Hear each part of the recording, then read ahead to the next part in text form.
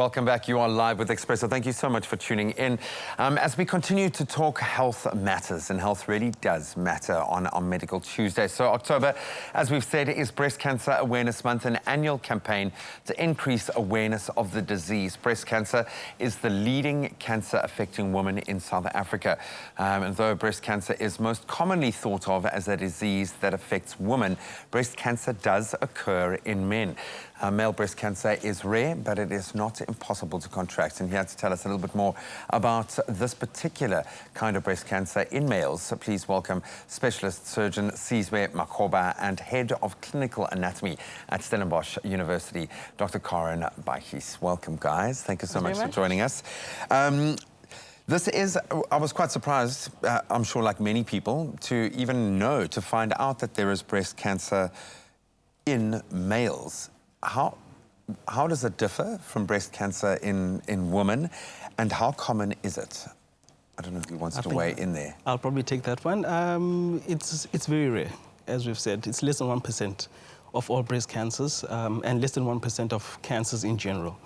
In terms of how does it differ from males to females, well, the anatomy is pretty much the same, except in males you obviously don't have as much tissue, and you don't have as much specifically glandular tissue.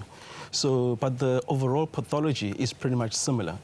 And in fact, whenever we're looking at anything with male breast cancer in terms of your management, we take a lot of the pointers from the female breast cancer side of things. Where does it begin? So what is the first kind of sign of onset of breast cancer within males specifically? The commonest sign is, the first sign is usually a lump. That's the main thing. Exactly the same, yeah. Exactly the same, pretty much. And then there's other things as well that can happen. You can have a nipple discharge, or there's changes in the overall skin, or even in the shape of the breast itself. The only thing that makes it a little bit different is because males, you like to be seen and perceived as a strong person, so you never go and seek help whenever you see anything going on in the breast. So hence why in males they usually present later than in females. And there's a lot more awareness going around in terms of the female breast cancer, and not as much in terms of the male breast cancer. So all of those factors, they contribute to the fact that whenever there's something going on in the male breast, then the males always seek help at a much later stage than in females. So looking to offset that, then how important is early detection? And this, we stress every time Breast Cancer Awareness Month comes around, but it's something that we should be talking about all the time. How does early detection affect your success rate in treating breast cancer specifically? So the aim in screening, and that's why we have screening programs in females, is to detect breast cancer way before it is palpable or that one can feel it, the patient themselves or a clinician can feel it.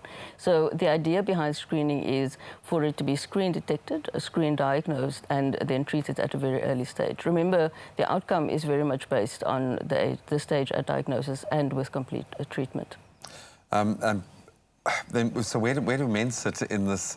Are we pushing driving men to go and be screened in this space when you're looking at a percentile that is that small, yet it does occur? What is the watchword there from the... So there aren't specific screening programs for men because, once again, the incidence is so low. So for men, all that we can advise is self-examination, and as soon as you detect an abnormality, to seek help. And then we treat it. We're going to continue this.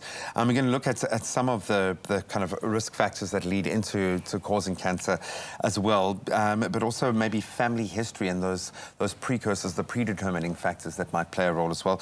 Both doctors are going to stick around. We are talking about, yes, it is rare, but breast cancer within male patients, the treatment thereof, what we need to be doing to ultimately look after ourselves in that space where we can pick up with early detection, and we're also, again, reinforcing when it comes to ladies that screening as early as possible detection is what is going to win through on the day. But we're going to continue, I think, raising awareness around Breast Cancer Awareness Month after this.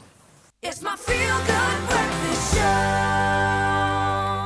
Welcome back. As we continue our medical discussion, we are honing in on breast cancer within male patients this morning, all part of our coverage of Breast Cancer Awareness Month, often a very big push to, I think, educate women, break down some of those stigmas, but help prompt women to go for early screening. But it's not something we hear a lot about being exhibited within men. And here to chat a bit more about it, we've got specialist surgeon Dr. Sizwe Makhoba and head of clinical anatomy at Stellenbosch University, Dr. Karin Baatjes. Guys, thank you again for joining us. Learning a lot, because this is something that doesn't happen a huge amount. You said under 1%, which is really low. But with all cancers, I'm always very, I suppose this is something a lot of us ask, if there is a history of cancer in our family, is that seen as an added risk factor when it comes to breast cancer specifically within men? Are you able to track a lineage within the kind of family tree? Yes, no, you definitely can. There is a link with family history, and specifically with first-degree family relatives. You know, first degree meaning it's your mom, your dad, or your siblings. So if any one of them, specifically if it was a male, you know, the risk increases quite exponentially as opposed to the general population. Yeah. What are some of the other risk factors? Is it true to say that this is exhibited more within older people, guys, gentlemen in the age of 60 and above, exhibiting the majority? Where's the major risk factors outside of genes? Yeah, no, the older you are, the higher your risk. In fact, most males that are diagnosed with breast cancer, they're in their late 50s, 60s, and sort of as the older you get, literally the higher your risk is. Some of the other risk factors it's similar to females as well. It's your estrogen exposure. So meaning that if you're taking drugs that contain estrogen, then your overall risk is a little bit higher than the general population. Then things like obesity as well, the more amount of fat, because estrogen is produced by some of the fat cells, so that increases your risk. If you've got things like liver disease, that can also increase your risk as well. Mainly, not so much inherently, but in terms of the fact that the liver breaks down estrogen. So if you've got a liver that's not working very well, then that breakdown of estrogen is not there. So then you have a higher amount of estrogen in the bloodstream. So that increases your overall risk in general. And obviously the genetic part of things, that's a big risk. The genetic predisposition. What treatment options are available? So the treatment for male breast cancer is very similar to female breast cancer. As Sizwe told you earlier, that the composition of the male breast is very similar to the female breast. So we basically apply the same principles. The subtypes or histological subtypes of breast cancer is very similar to females as well. So we use the same approaches to the male breast as we do for the female. Success rate? Does it depend on what stage, again, that you're able to catch the cancer? Yeah, so the prognosis is related to the stage of diagnosis, but also very much to the treatment employed and completion of treatment. All right, so we're going to continue talking a little bit more about, I think, the stigma that's attached to it and what role that might play when it comes to breast cancer within males. But it is something that is affecting men out there, and it's about being educated, and I think we're going to continue to broadcast that message when it comes to women during Breast Cancer Awareness Month, that it is absolutely vital that you go for early screening, that early detection is a big, big part of being able to fight this dreaded disease. And we know that breast cancer affects the most, you know, in terms of cancer affecting women in South Africa. It's a massive, massive cause for concern, but an opportunity this month for us to beat that back and educate and empower ourselves. So we're going to discuss a little bit more about the stigma related to male breast cancer awareness and how that could be standing in your way for receiving effective treatment or even diagnosis thereof. But we're going to continue our discussion in just a moment. It's my feel-good breakfast show. Welcome back. You are still live with Expresso. Just under half an hour of the show left to enjoy. Of course, left for us to inform you, and we are focused on Breast Cancer Awareness Month for the whole of October. Today, looking at breast cancer in males. Really interesting discussion. Doctors, thank you so much for joining us.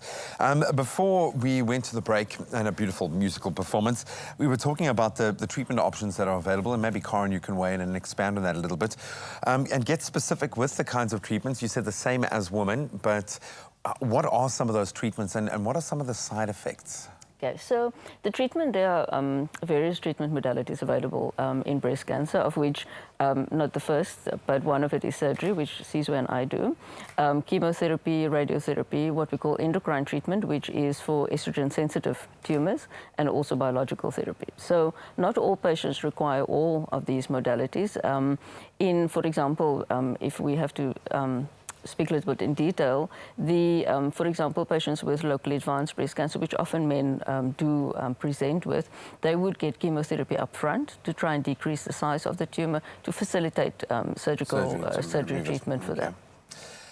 Let's talk about the stigma, Sizwe, because I would imagine it goes through various phases, particularly in the detection phase, where men are less likely to be checking their breasts for lumps, which is something that we probably need to be. I think as men, we need to be checking our bodies regularly, just especially as we get older. But what are some of the stigmas that you've come across attached to this specifically? Graham, the stigma issue comes up quite a lot because majority of patients that I do see are actually African black males. And now, in general, as an African culture, males are proud people. Strong. So they're strong, and they're supposed to be, the person who's protecting the family. Now, if you get sick, now that becomes a huge thing. So, and that's one of the biggest problems because they obviously don't go and seek medical attention at very early on. And some of the other things that, that comes up quite a lot is, people have been bewitched, and, they are now turning into women, those sort of things. So it can be actually, quite challenging to treat males. And that's why they present so late. Going through the treatment process itself, does that continue to drive home that stigma? And maybe you can speak from your personal experience in the spaces, because you're being treated as a woman would be treated. Do you think that feminization, if that's even a word, continues through that process? How do you manage that? I think once we've made a diagnosis, it's easier to accept. And what we do in the treatment, we don't just treat just the person only, we get the whole family involved. And if you've got a good support structure, it makes it that much more easier to accept and to also to continue with your treatment strategies. So, as we progress from surgery to, to other treatment modalities, then that stigma sort of gets a little bit better, and our patients become more aware, and we encourage them to go and read a little bit more. So it's seen, as a disease that's actually pretty much treatable and curable, and not something that's going to turn one into a woman, or that should be, that should be shied away from. Oh, well, hopefully we're addressing that in some part today. When we look at Cancer Awareness Month, I think a big question is, for many of us, is where our cancer research is. This is treatable, this is manageable, not many cancers are. Where do we stand in terms of breast cancer treatments and awareness? Do you feel like we're winning the fight? Slowly but surely. I think breast cancer is one of the most researched in the scientific field, and there are constantly new advances and new developments, especially, and I have a very personal interest in it, individualized care or personalized care, so that you hone in the treatment and the plan for that patient specifically and their type of disease, not as just an umbrella in terms of it is breast cancer, because each breast cancer is different and should be approached differently for each patient. Just like each patient is completely different. I've got to say, Doc, you taught him well. Taught him well. They have a very special relationship that goes way back. But thank you to both of you. I've learned a huge amount. I think hopefully gentlemen out there are thinking about the possibilities of breast cancer. We know it's not something that you want to think about, but it's something that we all do need to think about, especially as we get older. That hot zone, as we progress from 60 and older, you are at a higher risk. It's about educating and empowering yourself. Learn about your body, man. Learn about your body. Check your body out. You know if something is irregular. If you pick up a lump, don't wait. Go and see a medical practitioner. Go and see a specialist and do it right now.